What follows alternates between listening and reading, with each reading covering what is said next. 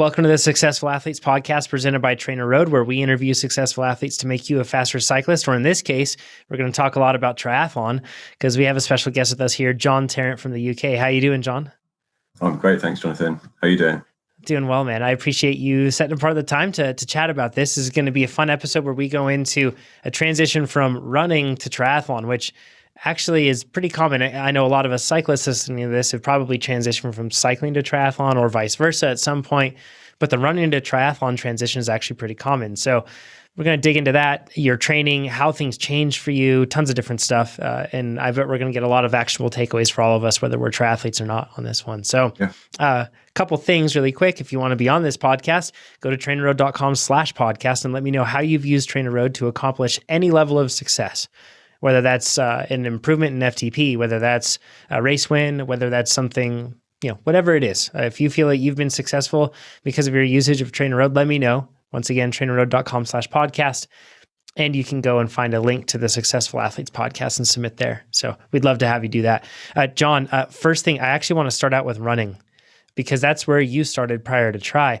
But what made you become a runner? Okay.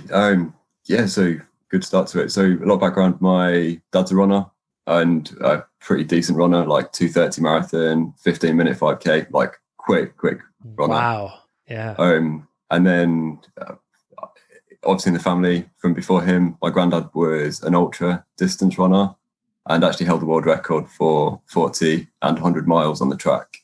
Whoa.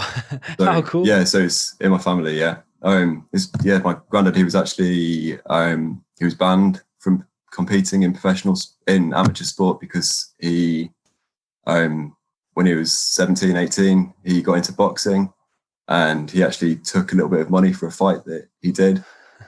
And so this was back in the 50s, 60s. And then when he entered his first ever running race, he declared on his amateur form, when you had to back then, you had to say that you were an amateur and you'd never been paid for the sport.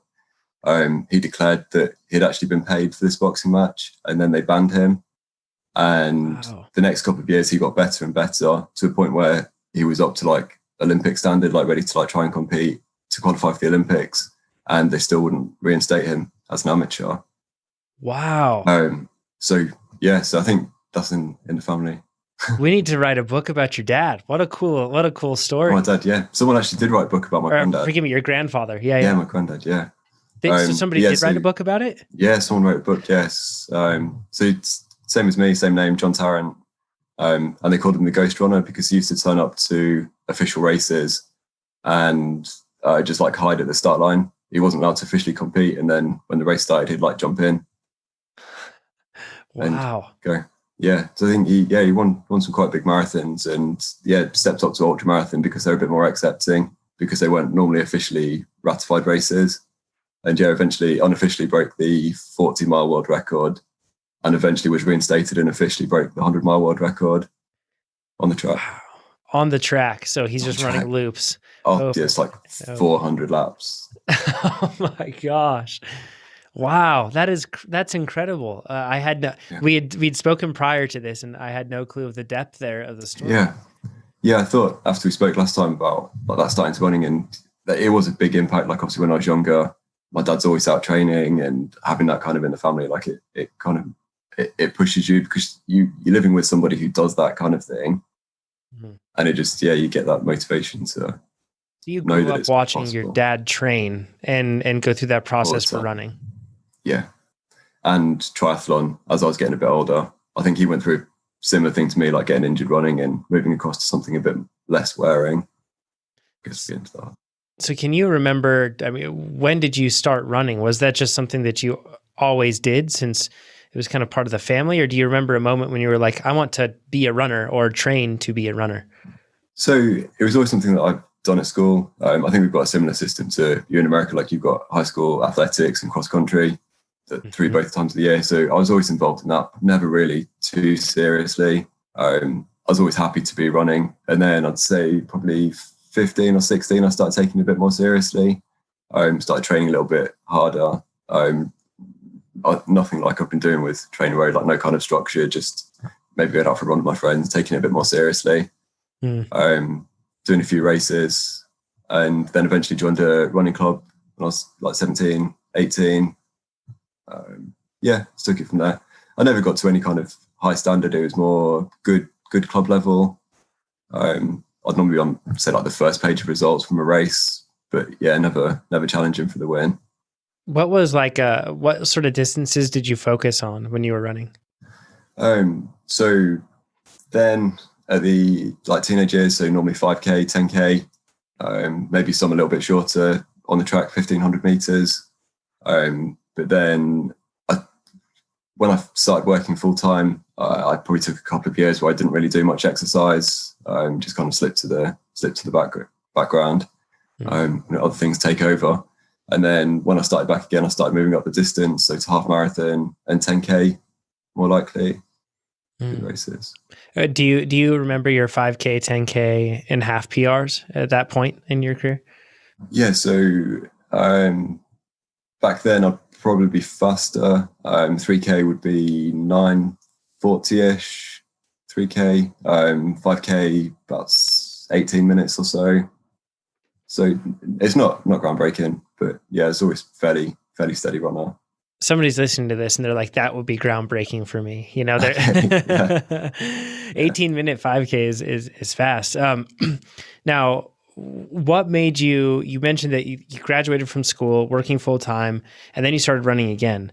And you've already mentioned it here a bit, but you started to experience injuries. Is that what, first of all, what injuries were you experiencing? And do you know what caused them? Okay, so I went through a long cycle of repeated physio for IT band problems. I've never really got to a proper diagnosis of what was causing it. I think probably just a combination of muscle weakness, mobility. It was always down in both legs, so it wasn't just like I was running awkwardly. I have found that now mobility work, especially around my quadriceps, if I roll frequently and do hamstring mobility, that helps a lot. So I'd say it's just that kind of imbalance that I had before that was never really one thing causing it, maybe just a combination of everything, and probably pushing too hard. I'd try and build up really quickly. I'd get injured and then come back and get a bit carried away after a couple of weeks and get injured again. And I think it's a pretty common cycle.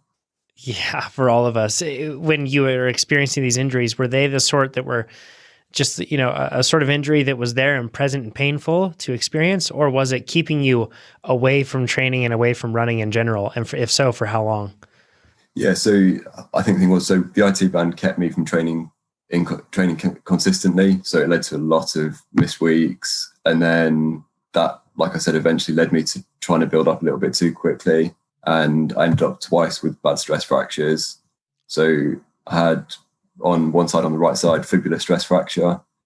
And it was bad enough that I had to go for a scan on it, and you could actually see where the stress fracture was. And they said on the fibula, that's unusual. So it was quite a bad stress fracture.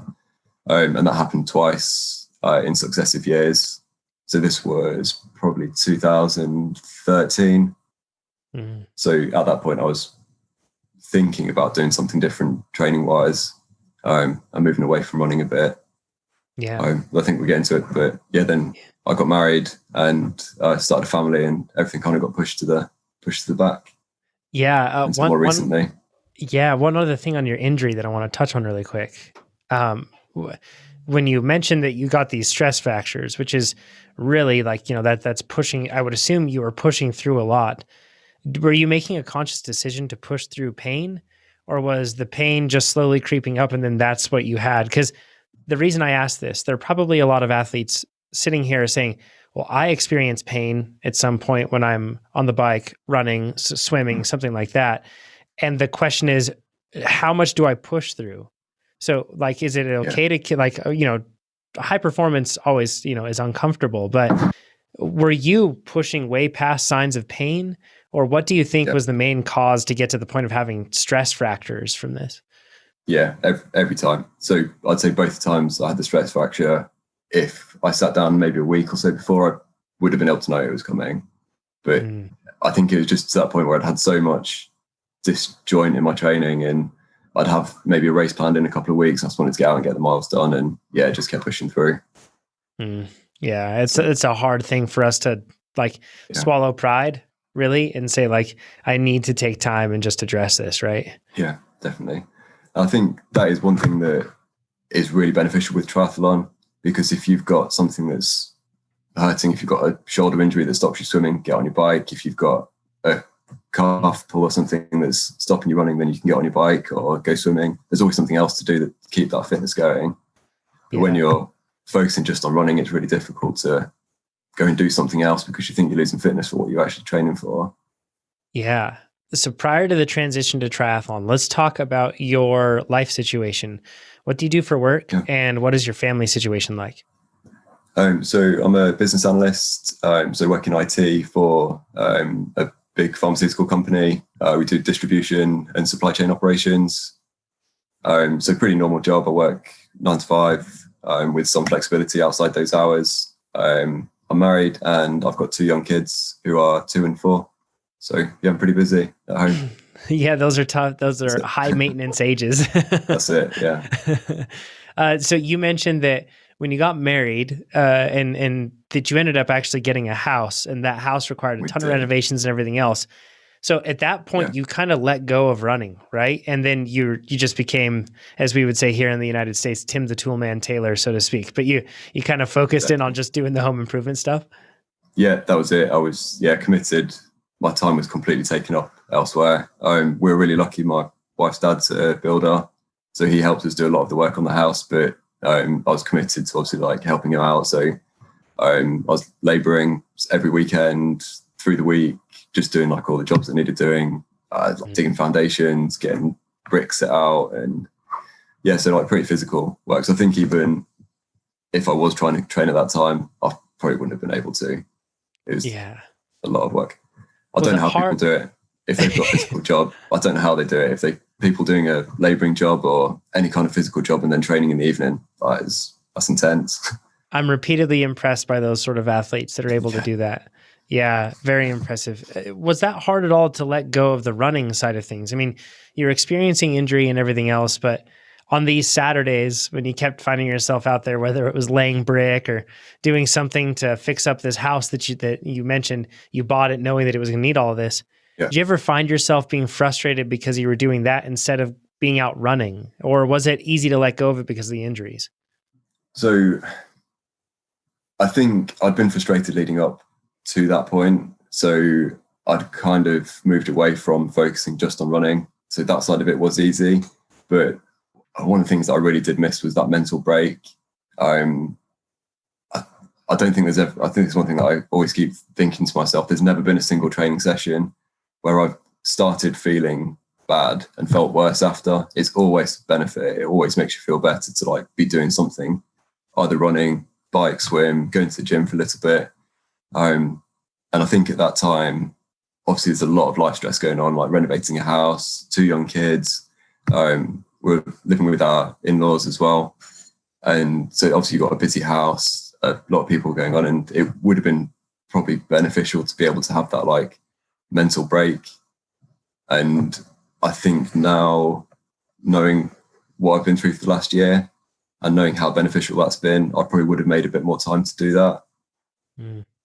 But yeah, obviously just other commitments at the time, it dictates sometimes, doesn't it? Yeah, sometimes you just don't have the choice, right? Now that's a thing, whether you are a parent or whether you just have a really demanding job or whatever it may be, father, mother, or none of the above as well. I find that there's a point in all of our lives where we end up dedicating so much of ourselves to everything else that we tend to forget about ourselves. And socially, we also kind of honor that. We honor the person that just kind of sacrifices all things, especially themselves at all costs, to be able to satisfy some sort of greater purpose. But I assume that, you got to the point where you were going through and doing all these house renovations and you used to have this outlet, this personal outlet. Did you ever feel like this urge, or I guess that, when did the urge start to come up to be like, I need to do something for myself instead of just, carrying on like this? Yeah. So I'd say the main change was when most of the housework was finished and we moved back into the house. my wife had just gone back to work after maternity after our daughter was born, and she works evening shifts. So she was out of the house Tuesday, Wednesday, Thursday, Friday evenings, and I was just at home by myself with the kids. Obviously, the kids go to bed at say 6:30, 7 o'clock, and I had the whole evening. And yeah, it was just really quiet and unusual to not have anything to do. So I started looking for things that I could do at home. I bought a turbo trainer and just looked around to try and find some way of training that way, and obviously found TrainerRoad. Nice. At that point. That's like and that's where you started to kind of introduce that something for yourself sort of a thing. And I feel like, you know, perhaps not in this case, but it's worth mentioning. Sometimes that can come with some guilt too. Like, cause you feel like, Absolutely. like, well, why am I setting aside time for myself? I should be giving it to my kids, giving it to my job, giving it to whatever else, you know. Did you struggle with that at all? So the way that I've planned my training, I try and do everything on my own time. So it's when I'm not leaving anything else extra for my wife to do in the evening. So I'm not coming home from work and going straight out for a ride when she's obviously been with the kids all day. So most of my training I do after the kids have gone to bed. Sometimes at the weekend, but I think you say it on the podcast quite often where you get your son asking you to like come and play Lego, and you're like, no, I've got to get my training done. And it happens all the time, like especially that weekend ride, the kids are up having breakfast, and I'm like, I'm going out for a little bit. And yeah, it can be tough. But I think knowing that when I come back, I'm going to be a lot more relaxed and look forward to the day more with them, then I think, yeah, the benefits of that outweigh that little bit of guilt. Yeah, but yeah, for it's sure. definitely there. It's there, and we shouldn't feel bad about feeling that. Probably, you know, that exists, and we just have to accept it and recognize it, and then, yeah, like you said, see if it's doing us benefit, and if it is, then we push forward with it. So, getting into the transition to triathlon. So, other than, you know, finding the turbo trainer because and TrainerRoad and everything because it was convenient to do it at home, did you ever have any desire to do triathlon before that time? And all of your years of running, you mentioned your dad did triathlon too. So did that influence you? And were you looking forward to triathlon? Yeah, definitely. So I'd always had it in my mind to do that. I'd grown up swimming. I was not, again, similar to running, like I was reasonable at swimming, never amazing, but it could do like swimming galas and stuff at school. And I always carried on training. I worked as a lifeguard for a little bit. So I was always around that kind of environment. Cool. So yeah, I'd always had it in my mind. I'll say one thing that did really put me off triathlon before was the cost. It's an expensive sport. It's not just race entries, equipment, traveling. Yeah, it's expensive to do. And yeah, I think it can be quite a barrier to a lot of people. Yeah, it's like, you know, it's triple the cost in many cases. Running is so relatively cheap, and even, you know, swimming in some cases can be cheap, but of course going to facilities and everything else can cost some money. Yeah. So you mentioned that like, I guess with you'd done some swimming when you were a kid. You also had gotten to the point where, you know, you were obviously a good runner, everything else, but what was your experience on the bike other than casual bike riding? Had you ever done any sort of training or racing with that? No training at all. The most I've done, I'd maybe do an occasional spin class at the gym. I'd had a period where I was injured from running where I'd done a few weeks of watt bike training. So again, just a watt bike at the gym. And I think I followed one of their 10-mile TT training plans for a few weeks. That was actually probably just before coming in to TrainerRoad. So yeah, middle of last year, maybe July, August. Yeah. So that was pretty much it. So yeah, 4 weeks of training, and then I used to ride my bike to the train station when I was going to work a couple of days a week when the sun was out. That was it. Yeah. Okay, so we're setting the groundwork now, getting into triathlon. And one of the questions I want to ask, which is usually the big one that a lot of especially adults have, is, were you worried about fitting in all the training into your schedule? Because it's just with the three sports, it's so tough. So how did you end up interspersing your training through your schedule? Yeah, so like I said, with my wife working night shifts, I tried to plan all my bike workouts those evenings. So I basically had 4 days in a row where I try and do everything at home, and then everything else kind of got fit around that. So the only time that I took in the morning was 2 swims to try and get out early Mondays and Fridays. And then because so basically, like, obviously I spoke about coming in from running injuries. I was really cautious building up any kind of mileage with my running. Actually, at the start of last year, I saw an interview with a British sprinter, do you know Dina Asher-Smith? I don't know of her, no. And yes, basically she was talking about her goal setting for the year. And she said that her biggest goal every year is to get through without an injury, which makes perfect sense for a professional. You don't get injured, you have consistency, you get faster. And that was the biggest goal when I started looking at doing triathlon, was don't get injured. So it was all, my running was always going to be planned to be low volume, a couple of days a week, build it up really slowly. So I didn't commit a massive amount of time. I know a lot of people talk about 10-hour, 12-hour weeks for triathlon, but mine was probably a lot more limited than that. What were you doing differently this time, other than increasing the volume at a more gradual rate, which is probably one of the most important things to do, but were you doing anything else to avoid injury that you didn't do before? Yeah, I was doing a lot of mobility work. Mobility, stretching, foam rolling. One thing that I found really beneficial to it was just a general, just like have a feel over my legs and just find any pressure points and just work them out every night. I think that helped really well. It was something really simple to do. I think you spoke about Kelly Starrett. I have. Surname. Yep. Yeah.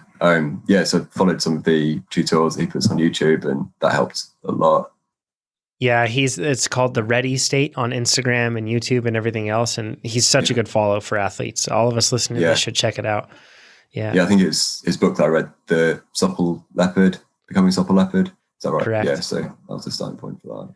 Yeah, that's a great book. That one, and Desk Bound is another one that he's written that's just great. And it really, like when you mentioned mobility, it's tough because I'm sure somebody listening to this is like, well, I want the one exercise. And the way that Kelly approaches this in many cases is he approaches it from like, okay, well, like what do you actually need to do in terms to be like successful and have sustainable, training ability on your bike. And as a result, there's a whole list of things you should consider. So check out those books. They're really good resources on that.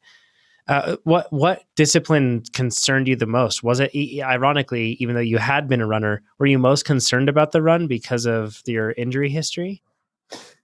From that perspective, but from the pure volume, it was definitely, it was going to be the bike, because you're thinking, so my target race was a 70.3, so you think it's going to be half an hour, 40-minute swim, half marathon, which I've already done, but then that concept, I'm going to be on a bike for maybe 3 hours and then I'm going to run after it. That's big. There's a lot to think about. It's a lot to get your mind around, especially, like I said before, like the biggest rides I've done was 5 miles to the train station and back when I was commuting. So yeah, that big step up to 50 odd miles. So it's probably a good point to start talking about the plans you followed. Forgive me. And so how you basically bridged that gap from the 5 mile ride to the train station to getting prepped for a 70.3. What plans did you follow? What was the structure that you went through with? So I started with a slightly adjusted mid-volume. Mid-volume, mid-distance triathlon. And like I said before, I took one of the runs out, and most weeks I removed the brick session. I thought it's an important way to train, to get that feeling of running straight off the bike. So I did do a few, but I just thought that idea of coming off the bike tired, running with tired muscles, might have just been a little bit too much to encourage an injury coming back. So yeah, I took those 2 runs out of the normal plan. I think I kept them on the calendar, but so I had them there as like placeholders, but yeah, just took them out each week. Did you find anything that was like a recurring challenge for you in the training process? Because that's, cyclists can find that for sure. And then when you're talking about multi-sport, then there's a whole different set of challenges that come with that. What was the hardest part about following the plan? Things that set you back or discouraged you or frustrated you? A lot of time. So getting to the swimming pool, that was quite difficult, because it's obviously the one that you're most time constrained to. You have to go to somebody else's timetable, and it's not something I could obviously do at home. So it had to be out of the house. So someone else looking after the kids. So yeah, fitting that in, and I did end up doing that. So pre-COVID, pre the lockdown, that was at the pool at 6:30s in the morning on Mondays and Fridays to try and fit that in. So it's obviously an early start before work. And then because Thursday nights I'll be training after the kids have gone to bed, so it was a late finish Thursday night to an early start Friday morning. So that was a bit tough. How would you fuel those early morning swims? Like, because that can be a tough thing, especially when you're talking about swimming, eating right before you get into the water. Yeah, I wouldn't. I'd have a coffee in the morning and then just a drink on the way, and then just have everything ready for afterwards. Have a protein shake and a banana, something like that afterwards, just to eat on the way to work in the car, and then a normal breakfast when I got to work. Awesome. Cool. Because the nutrition side is very unique, right? Like for a runner, I have a friend who's a runner and he's always like, I don't get how you cyclists eat so much, and so it's a very different world. Was that difficult at all, getting used to the nutritional demands of doing all of that work? Yeah, definitely. I think it's probably one of the biggest things that I've learned in the last year is not so much fueling as you're exercising, which, like you said, that's quite a unique concept for someone who runs. I'd go out and do an hour and a half run before and wouldn't even think about taking a gel or a sports drink. I'd maybe take a bottle of water, but most of the time it would just be I'll get home and eat. But yeah, definitely beforehand. I think when I first started with the structured training, you don't really know how your body reacts to certain things. So I might do, say, a VO2 session, and I'd only done 1 or 2 of those before. So I didn't know that me feeling absolutely wiped out halfway through was not normal. And it did take a while to realize that, okay, I've not really had the right kind of food earlier in the day. So let's address that. And then I started feeling better. I think if I look back at my plan, there's quite a few workouts that I've ended maybe like 75% through at the start. And I think a big portion of that was just making sure, it was because I hadn't made sure that I'd fueled properly earlier in the day. Yeah. It was. What about your improvement? Let's, I guess, go with the swim first. I don't know if you had any way of measuring your improvement with your swimming, but how much faster did you get? And what were the main things that really helped you get faster? So when I first started, the first session that I did when I went to the pool, bear in mind I hadn't swum anything more than taking the kids swimming and maybe doing a couple of lengths with them, maybe like 3 years before I got back in the pool. So I did a 1900 meter time trial straight away. And that was 38, I've got it written down here, 38 minutes, 48 seconds. So awesome. So that was your starting point. How did you, what was the main thing to improve your performance, or what were the technique improvements or anything else? What did you find was the most beneficial to getting faster in the water? So I think from the technique side, so obviously I'd worked at a swimming pool before. I had some kind of training when I was younger, so I did kind of have that feel for the water that I think a lot of people starting in swimming don't have. And that did come back fairly quickly. I saw pretty quick improvements in that time in a short amount of period. And I think that was purely just getting that feel for the water back fairly quickly. I followed pretty much all the TrainerRoad plan for swimming. So it was basically just getting the volume in. Drills, anything to do with rotation. I think my old swimming coach used to say you never rotate as much as you're thinking. So any of the rotation drills, like getting onto your side, I think the like 6-beat kick, twisted on your side, 12-beat kick on your side, and then bringing that down. Just to try and get that feeling like I think you call it like shoulder blades back together, where you're like pointing down the pool and just trying to get yourself on the side. That's been a big help. And I think you can get lost in drill swimming, but I think that one actually feels the most relevant to an actual swimming stroke, and you actually feel it as you're swimming as well. That rotation, you can actually feel it compared to the drill. What sort of improvement did you see by the end of your training? How much faster were you with that 1900 meter time trial? So unfortunately, when I got to the race, the swim was actually shortened because of the weather. The water temperature was pretty cold. But about 5 weeks before, I'd done a 1900 meter open water swim, and that was just outside 30 minutes, so 30-20. Wow, and that's open water 8 minutes versus in the pool. Yeah, open water as well. Yeah. Wow, that's impressive. Yeah, I haven't actually done a pool. Interesting to see. I'd say probably about 30 minutes maybe in the pool. Yeah, that with COVID, I'm sure that you had to adjust with that. Where did you end up doing your swimming? Yeah, so I had, obviously in UK, we had about 12-week lockdown. So everything was closed. So I didn't swim at all. I got some resistance bands, which I didn't really find that useful. So I had to use them a couple of times. And then after lockdown, I found a lake just up the road from me. And just like a swimming lake. They've got a loop that's about 400 meters. So I did quite a few open water sessions, which I think actually really helped. It's something that I'll definitely do again. Just getting that confidence of being in the water, having a wetsuit on, sighting. Yeah, it's a lot tougher when you don't have that black line to follow. Yeah, definitely. Right? Yeah. Yeah. So now let's go to the bike. What was your starting point? You mentioned that you had done some spinning there on the Watt bike, doing that plan that they had built in at the gym. But where was your starting FTP? And then we can go from there. Yeah. So my first FTP test was on the 9th of September last year and came out at 209 watts. And then how much do you weigh for a point of reference? 72 kilograms. 72 kilograms. Perfect. Okay.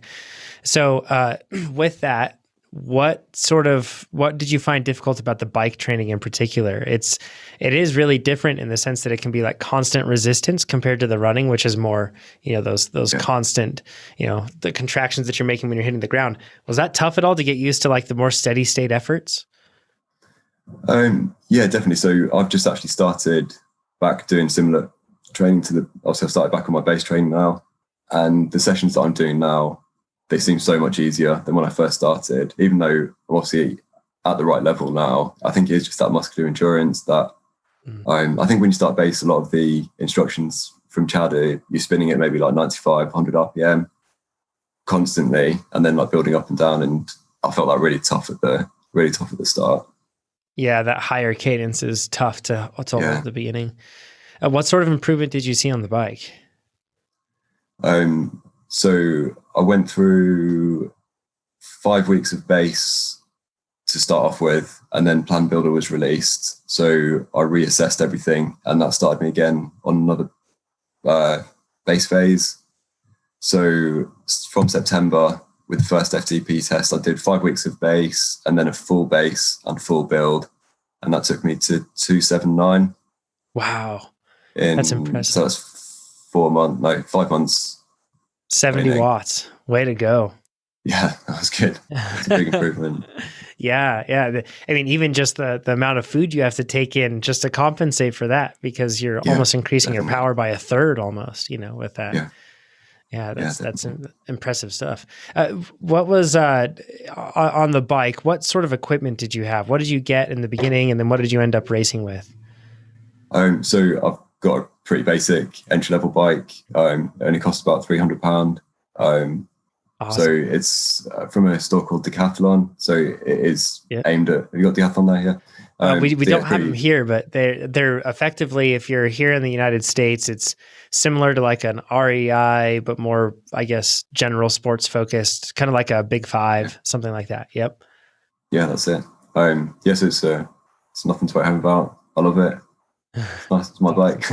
I've done a lot of work on it. So I think it's like a pair of running shoes. Sometimes when you've done a lot of miles, you don't throw them away, but I love that bike. Yeah, don't ever get rid of it, right? It's it's the first one. Did you run any sort of aero bars or anything else like that on it? Yeah, I did. Yeah, just basic clip-on J-bend bars. Did you spend time training in that position, or how did you start to incorporate that?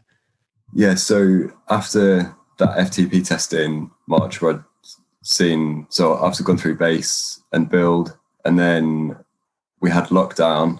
So I did a reassessment and restarted the plans, because the race that I was originally targeting was May.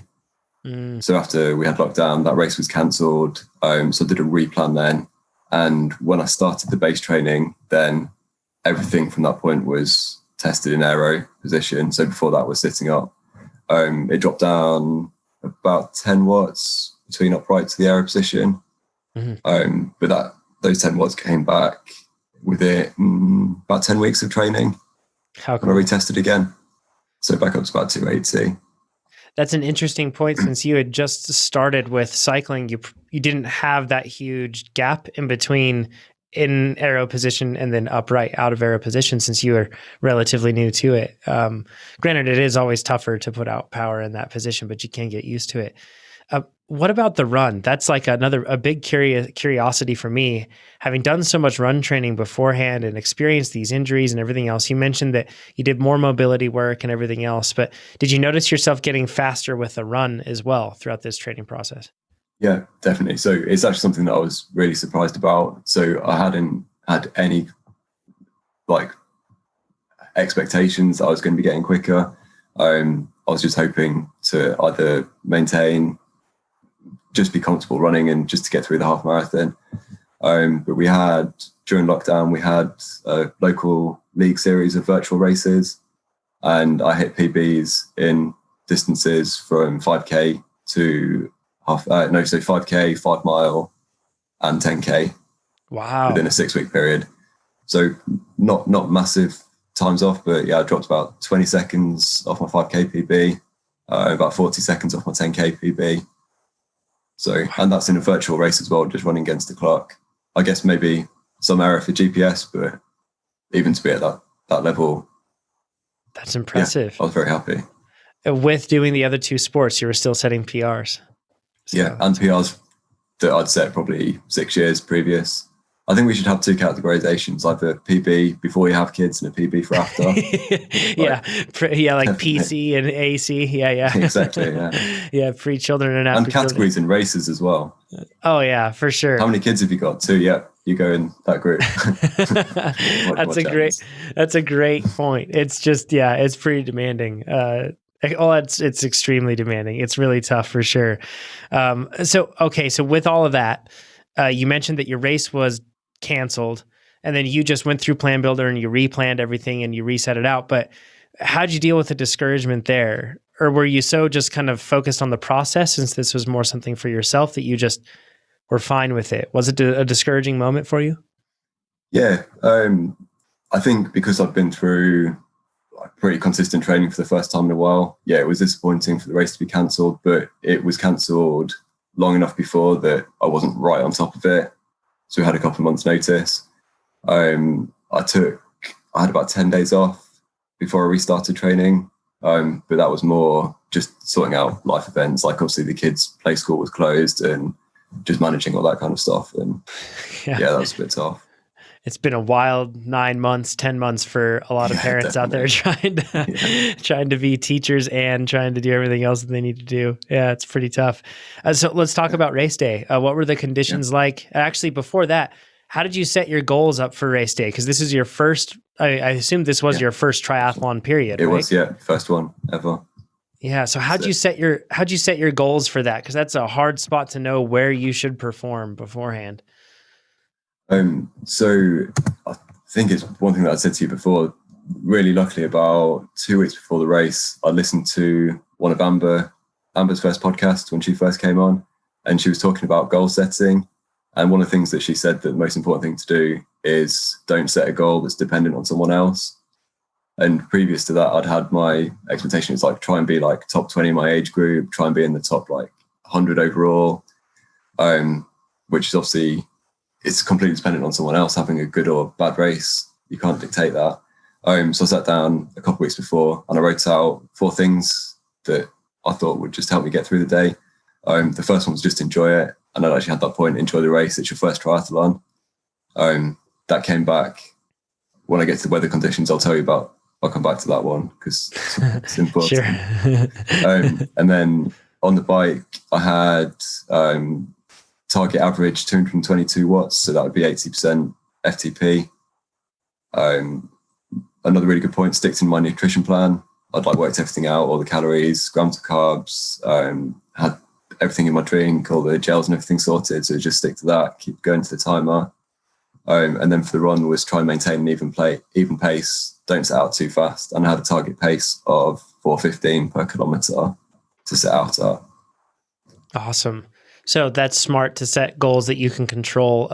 On the nutrition side of things, what were you taking in for fuel? Was it liquid or was it solids, gels? Yeah, so most of it was from liquid on the bike. So I had one gel directly prior to the swim.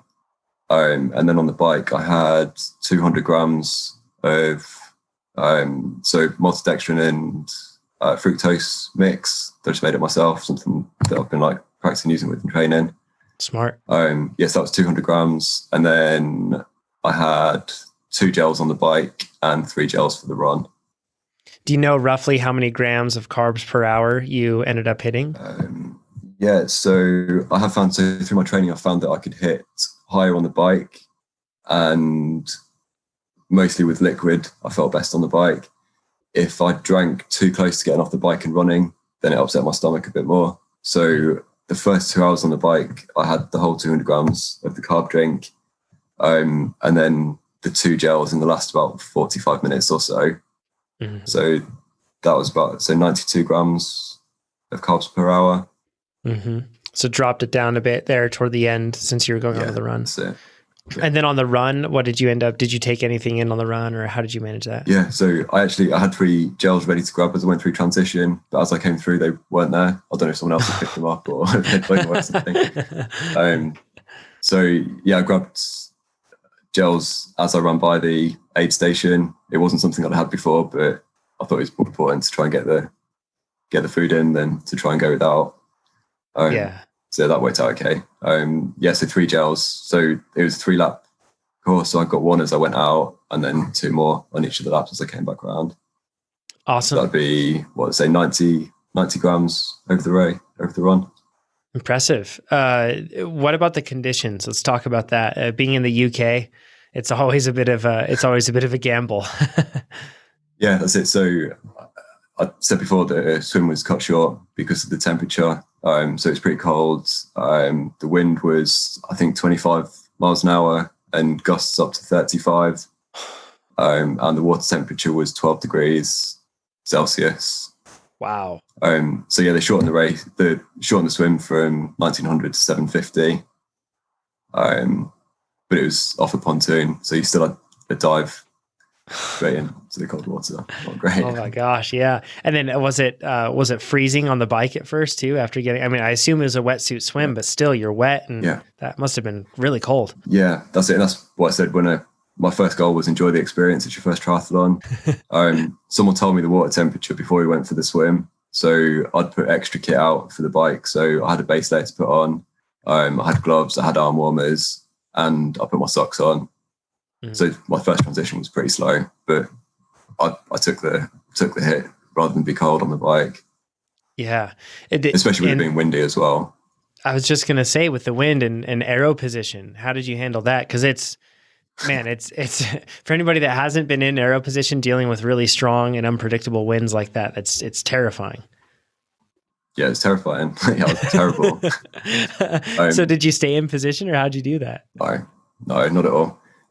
So I'd say, it's an anti-clockwise loop, and I'd say everything from the start. So say you start at 6 o'clock on the clock, and everything up to maybe about 1 o'clock going around the loop was probably head crosswind. Mm-hmm. And I pretty much stayed on the normal bars the whole time. I wasn't on the aero bars at all. I just didn't feel comfortable. It's something I put in my notes to try and work on, but I think with the bulk of my training being on the trainer, most of my rides I'd go outside if the weather was nice.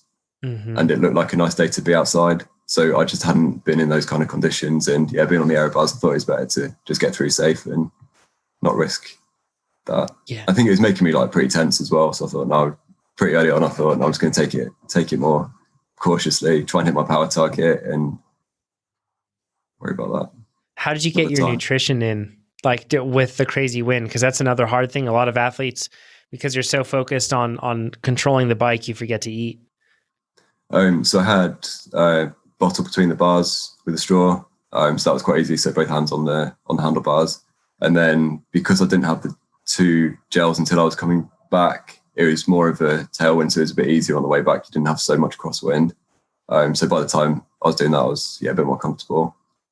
Got it. Yeah. Well, let's talk about the run, or actually with the pacing plan. Your goal was to hold 80% FTP. How'd you do with that? I was 1 watt under. So target was Wow. 222 and hit 221. So yeah, I was pretty pleased. Great job. That's impressive. Yeah. Was that difficult at all to hold that for the duration of that event, or did you feel like you were prepped for it with your training that you did? Yeah, I'd say that was probably the biggest surprise of the day. I got coming up to the end and I felt so strong. Like I felt like I probably underpaced it. Maybe, yeah, could have gone a little bit harder maybe. But yeah, I wanted to come off the bike feeling ready for the run. And yeah, definitely felt that.